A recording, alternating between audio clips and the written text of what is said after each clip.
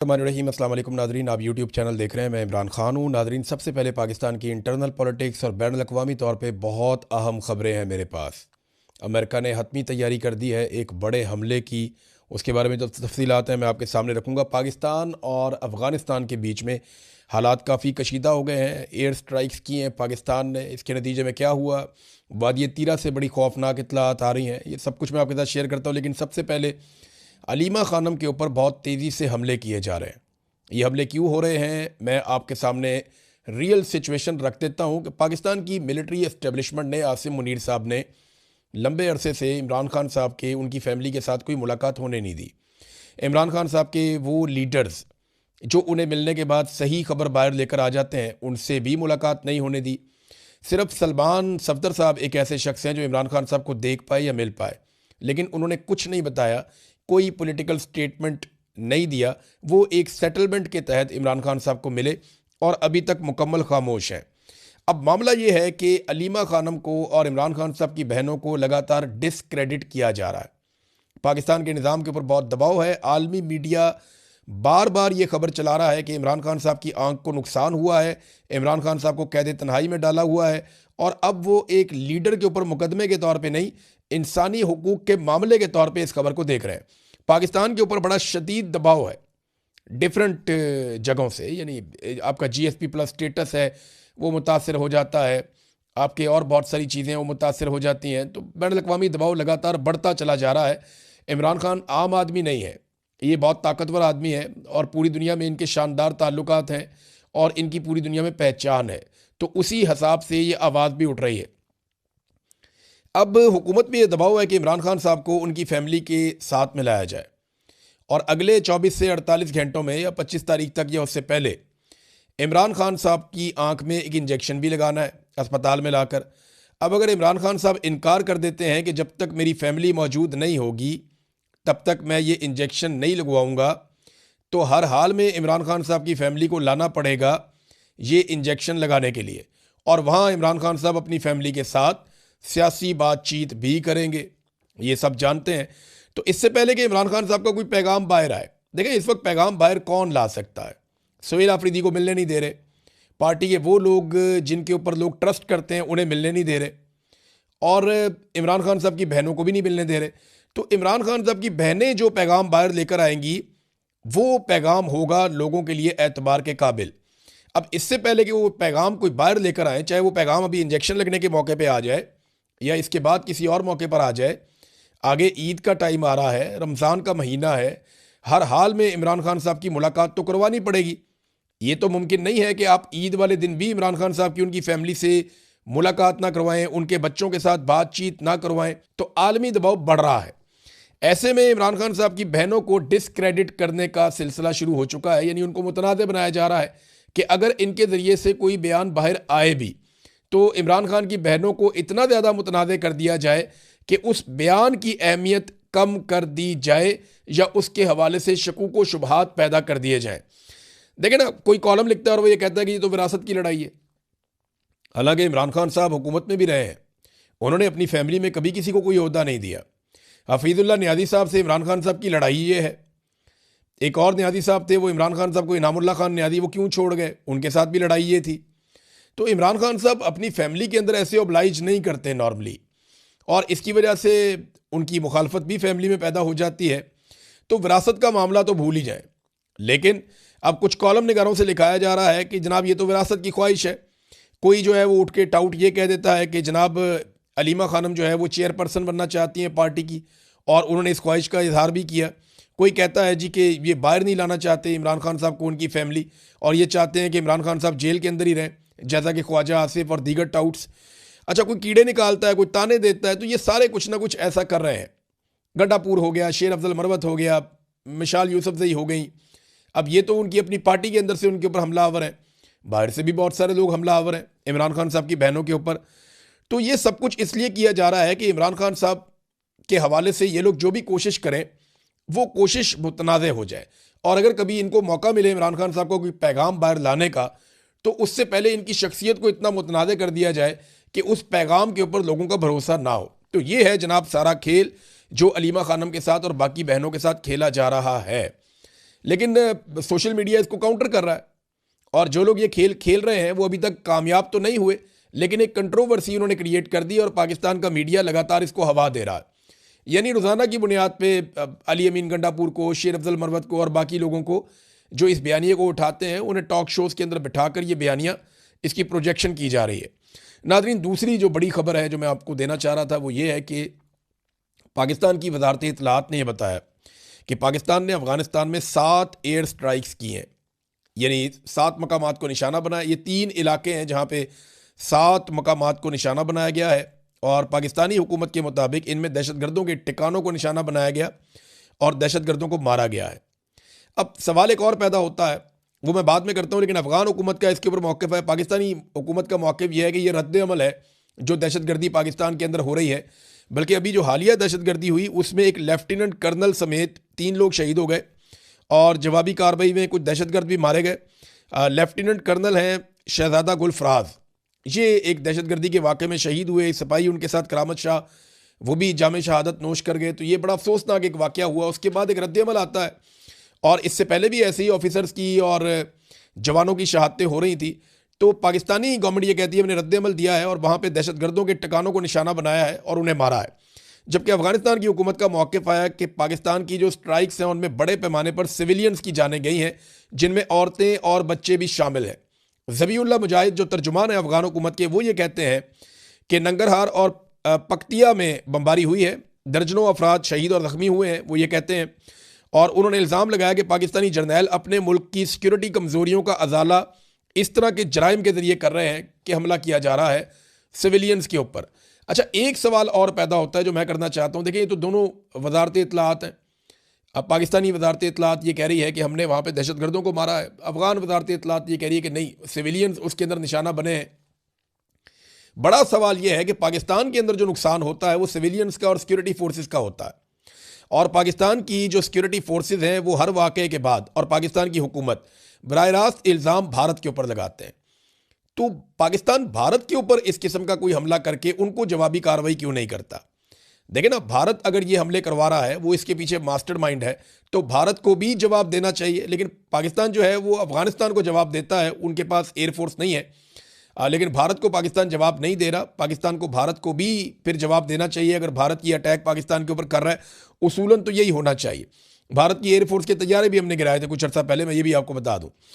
अब भारत में कुछ भी हो जाए ना, तो वो बगैर सबूत के पाकिस्तान के ऊपर चढ़ दौड़ता है और पाकिस्तान के अंदर आके स्ट्राइक कर जाता है। जब कुछ भी हो जाता है भारत के अंदर, वो सबूत कोई नहीं दिखाते।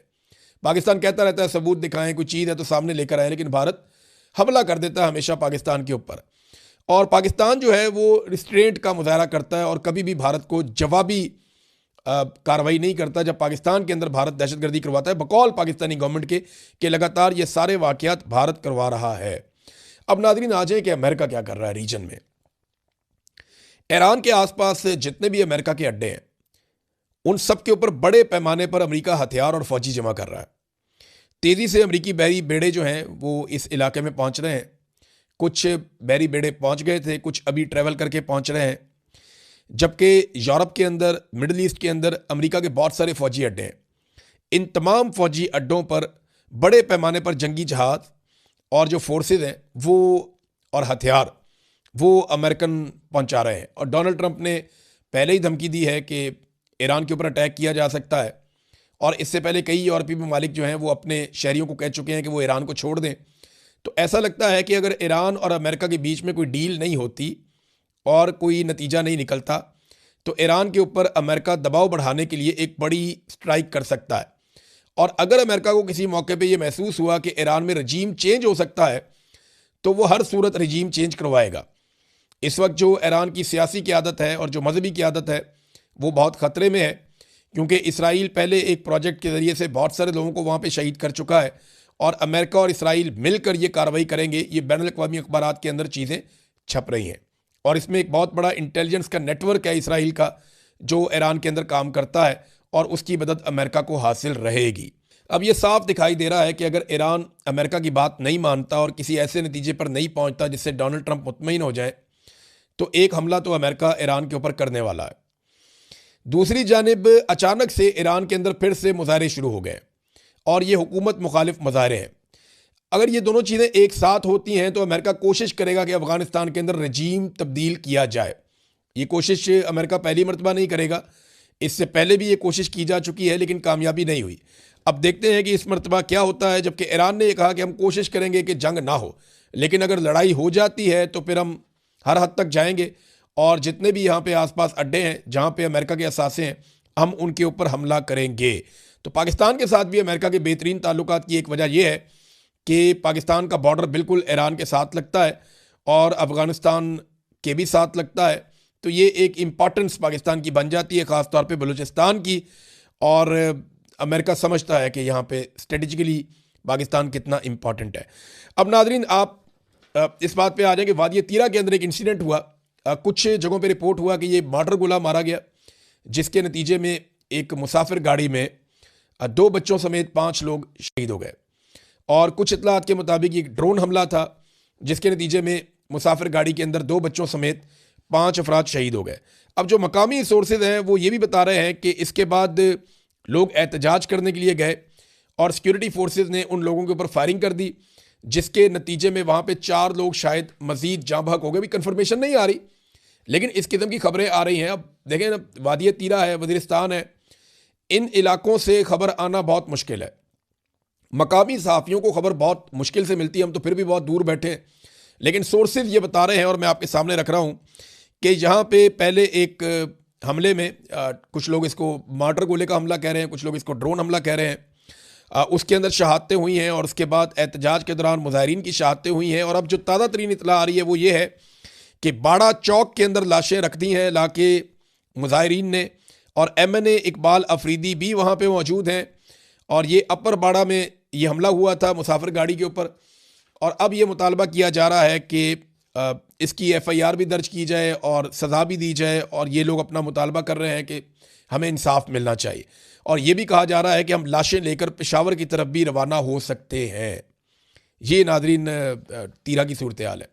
और आपको याद होगा इससे कुछ अर्सा पहले जब वादी तीरा के मुतासरीन के लिए वज़ीर आला खैबर पख्तूनख्वा ने 4 अरब रुपए का पैकेज दिया, तो पूरे पाकिस्तान के मीडिया ने रोला डाल दिया था कि 4 अरब रुपया आपने इन गरीब लोगों को, कमज़ोर लोगों को, बेघर लोगों को, जंगज़दा लोगों को, मासूम और निहत्ते लोगों को आपने 4 अरब रुपए का पैकेज क्यों दे दिया।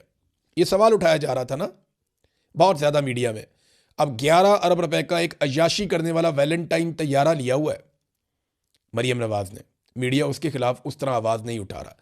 तो ये शिकवा वज़ीर आला ने भी किया खैबर पख्तूनख्वा के। और ये तकलीफ दे बात है एक छोटे सूबे के कमज़ोर लोगों के लिए कि उन्हें अगर कुछ थोड़ा बहुत उनका हक मिलता है तो उसके ऊपर शोर मचा दिया जाता है, और दूसरी तरफ अय्याशी के लिए एक वैलेंटाइन तैयारा लिया जाता है। और इसराइली तैयारा है, शानदार तैयारा है, और उसके ऊपर किसी किस्म की कवरेज उस तरह से नहीं होती, वैसे तनकीद नहीं होती। वज़ीरिस्तान से नाज़रीन एक वीडियो आई है और ये बिलाल खान अफरीदी साहब हैं, इन्होंने ट्वीट की है और ये बता रहे हैं जी वज़ीरिस्तान में कर्फ्यू लगा हुआ है। और ये वज़ीरिस्तान का एक इलाका है, वो ये बता रहे हैं, आप साफ देख सकते हैं कि बड़े बड़े ट्रॉलर्स वहाँ से मादनी वसाइल से लदे हुए हैं और मादनियात लेकर बाहर जा रहे हैं, जबकि दूसरी तरफ पूरे इलाके में कर्फ्यू नाफिज है। यानी आम लोगों की ज़िंदगी मफलूज है, मगर जो वसाइल हैं या मादनियात हैं उनकी तरसील बिला रुकावट जारी है। ये मैंने आपको पहले ही बताया था कि ना तो तेल रुकता है, उसकी स्मगलिंग रुकती है ईरान से, ना मादनियात की आमदोरफ्त रुकती है। अगर रुकता है तो आम आदमी रुक जाता है। कर्फ्यू है आम आदमी के लिए है, मादनियात के लिए कोई कर्फ्यू नहीं है। मादनियात हर वक्त निकलती रहती हैं और मादनियात के जो ट्रॉले जाते हैं उन्हें अमान हासिल है सिक्योरिटी फोर्सेस की जानिब से भी और दहशतगर्दों की जानिब से भी, क्योंकि उसमें माल है और वो सबको माल खिलाते हैं ऐसा लगता है। बहरहाल मादनियात वहाँ से जा रही हैं और ये सबूत भी उन्होंने दिखाया कि कर्फ्यू के दौरान भी मादनियात की तरसील जारी है। नाज़रीन एक ख्वाहिश है बहुत पुरानी और ये ख्वाहिश है ग्रेटर इसराइल की। ये ख्वाहिश वक्तन फ़वक्तन सामने आती रहती है। इसराइल के जो हुक्मरान है वो ये कहते रहते हैं। ग्रेटर इसराइल का मतलब ये है कि उर्दन, सऊदी अरब का एक हिस्सा, इराक़ का एक हिस्सा, शाम, मिस्र, लबनान, इनके कुछ इलाके जो हैं ये सारे शामिल करके एक बहुत बड़ा इसराइल बनेगा जहाँ पे इसराइल की हुकूमत होगी और समुंदर का भी एक बड़ा एरिया इनके कंट्रोल में होगा और सुएज़ कनाल भी इनके कंट्रोल में चली जाएगी। तो दुनिया की मईशत के ऊपर एक बड़ा तगड़ा कंट्रोल आ जाएगा इसराइल का। ये एक पुराना एक मंसूबा है ग्रेटर इसराइल का। अब इसके ऊपर जो है वो अमरीकी सफ़ीर जो हैं इसराइल के अंदर, उन्होंने रिमार्क्स दिए हैं और उन्होंने कहा कि मशरक़ वस्ता में इसराइल का कंट्रोल काबिल कबूल हो सकता है। और इन तबसरों को अब ये तबसरे इस तरह के हो रहे हैं। इससे पहले एक और तबसरा भी आया था कि वहाँ पे जो एक थर्ड टेम्पल है उसकी तामीर के हवाले से भी अमरीकी हुकाम ने एक स्टेटमेंट जारी किया था। तो इसराइल के लिए जितना जितना डिलीवर किया डोनाल्ड ट्रंप ने, इतना तारीख में कोई अमरीकी सदर नहीं कर पाया। डोनाल्ड ट्रंप ने इसराइल के साथ दोस्ती निभाई है और कमाल तरीके से निभाई है। डोनाल्ड ट्रंप ने प्लेट में रख के वो तमाम ममालिक जो इसराइल के लिए ख़तरा थे वो इसराइल के कदमों में पेश किए हैं। यानी पाकिस्तान एक वाहिद मुसलमान एटमी मुल्क है और पाकिस्तानी वज़ीर आज़म और पाकिस्तानी हुकूमत का ये स्टेटमेंट आता है कि उन्हें पीस बोर्ड के अंदर कोई एतराज़ नहीं है इसराइल की शमूलियत पे, और वहाँ मुतालबा भी नहीं किया जाता कि ये पीस बोर्ड के अंदर गज़ा के लोगों को या फ़लस्तीनियों को शामिल किया जाए, और उनकी रियासत के हवाले से भी कोई मुतालबा एज सच अभी तक सामने नहीं आया। तो नाज़रीन, इसके ऊपर जो है ना सऊदी अरब की वज़ारत ख़ारजा ने बड़ा सख्त रद्द-ए-अमल दिया है। ये जो अमरीकी सफ़ीर का स्टेटमेंट आया, रियाद ने मुतनब्बा किया कि बयानबाजी से इलाकाई इस्तेहकाम को ख़तरा लाहक है। सऊदी अरब का मुतालबा भी सामने आया कि 1967 की सरहदों पर मबनी 2 रियासती हल के लिए अपनी हमायत का उन्होंने कहा जी हम आदा करते हैं, ये जारी रहेगी, जिसमें मशरक़ी अल-कुद्स मुस्तकबिल की फ़लस्तीनी रियासत का दारुल हुकूमत होगा। वो पुराना फार्मूला 1967 की करारदाद के मुताबिक फ़लस्तीनी रियासत का क़याम अमल में लाया जाए। एक तरफ ग्रेटर इसराइल और एक तरफ फ़लस्तीनी रियासत का क़याम, ये दोनों बिल्कुल अपोजिट चीज़ें हैं, लेकिन अमेरिका या डोनाल्ड ट्रंप हमेशा इसराइल के साथ जाएंगे और वो ये खुलकर कहते हैं और इसमें उनको कोई आड़ भी नहीं है ये बात कहने में। नाज़रीन, हमारे जो सहाफ़ी दोस्त हैं सोहराब बरकत साहब, उनकी सुप्रीम कोर्ट से ज़मानत हुई और उनके खिलाफ अब एक और FIR सामने आ गई। यानी कानून का और इंसाफ का मजाक उड़ा दिया पाकिस्तान के अंदर पाकिस्तान के इदारों ने, और ये सब जानते हैं इसके पीछे पाकिस्तान की इंटेलिजेंस एजेंसियां हैं। अदालतों की तौकीर जो है वो ख़त्म हो रही है, बेतौकीर हो रही हैं अदालतें, उनके ऊपर से एतमाद ख़त्म हो रहा है। मैं ये बात कहना चाहता हूँ, देखिए सौराब तो ये वक्त गुजार देगा, एक दिन आएगा बाहर भी आ जाएगा, आज़ाद भी हो जाएगा, लेकिन ये बात याद रखिएगा कि ये वक्त गुजर जाएगा मगर इदारे अपनी साख जिस तरह बर्बाद कर रहे हैं